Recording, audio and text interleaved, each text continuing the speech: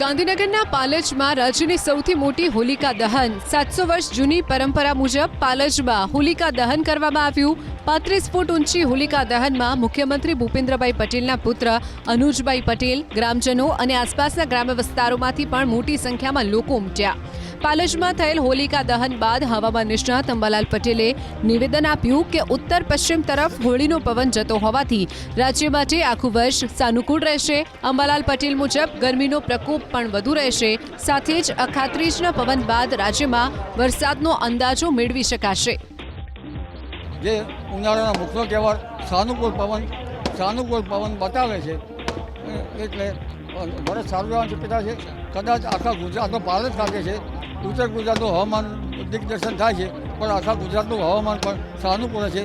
35 ફૂટ ઊંચી હોલિકા દહનમાં મુખ્યમંત્રી ભૂપેન્દ્રભાઈ પટેલના પુત્ર અનુજભાઈ પટેલ, ગ્રામજનો અને આસપાસના ગ્રામ્ય વિસ્તારોમાંથી પણ મોટી સંખ્યામાં લોકો ઉમટ્યા। પાલજમાં થયેલ હોલિકા દહન બાદ હવામાન નિષ્ણાત અંબાલાલ પટેલે નિવેદન આપ્યું કે ઉત્તર પશ્ચિમ તરફ હોળીનો પવન જતો હોવાથી રાજ્ય માટે આખું વર્ષ સાનુકૂળ રહેશે।